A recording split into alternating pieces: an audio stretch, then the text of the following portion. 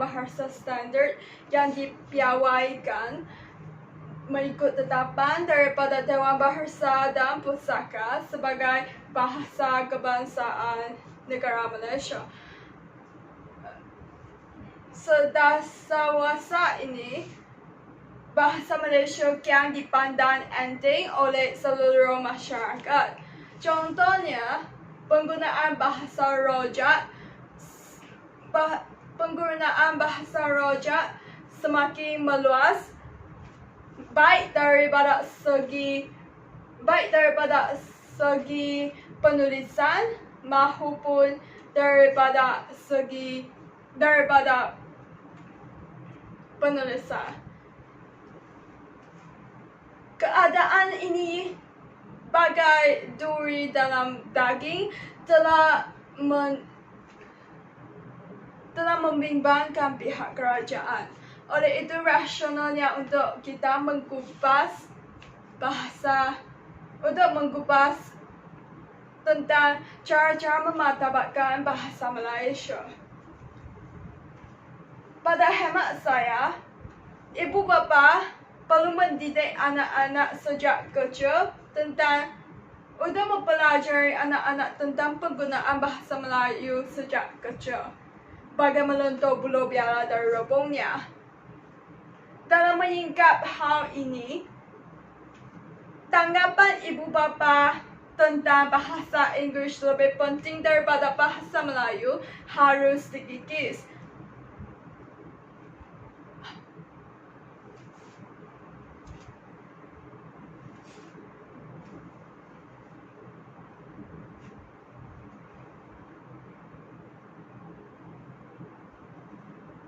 Mereka perlu memberikan anak-anak pelbagai bahan bacaan yang menggunakan bahasa Melayu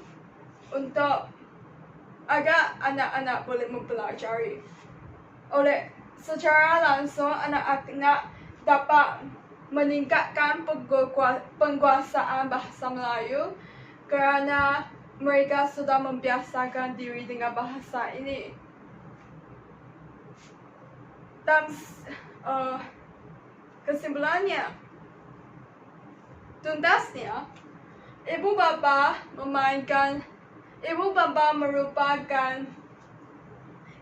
yang bertanggungjawab merupakan guru pertama anak mencorakkan anak ibarat kain putih, perlu memainkan peranan yang penting dalam memartabatkan bahasa Malaysia. Jika ditelusuri daripada perspektif yang lain, pihak sekolah juga perlu membantu memartabatkan bahasa Melayu. Misalnya, persatuan-persatuan bahasa perlu mempergiat aktiviti yang bermanfaat. Contohnya, secara analogi, pelbagai pertandingan deklamasi sajak, syarahan atau pertandingan bahas harus dianjurkan. Oleh itu, murid-murid dapat mencari keseronokan dalam pertandingan-pertandingan ini dan memupuk minat untuk belajar bahasa Melayu. Ini juga dapat mencungkil bakat mereka. Bab kata pepatah, tak kenal maka tak cinta.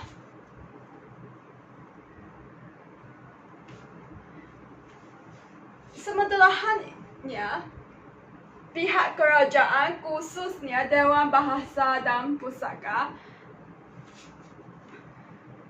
harus mempergiat kempen tentang kepentingan bahasa Melayu.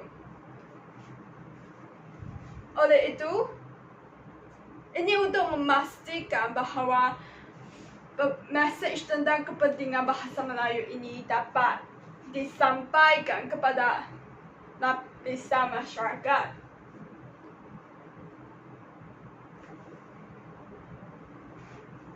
mereka juga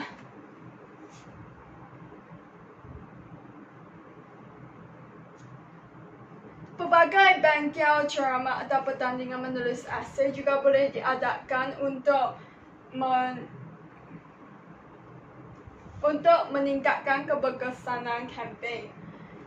Tambahan pula, kempen ini tidak perlu diadakan dalam jangka masa yang panjang agar mereka dan tidak sebagai tahi-tahi dan tidak sebagai hangat-hangat tahi ayam sahaja.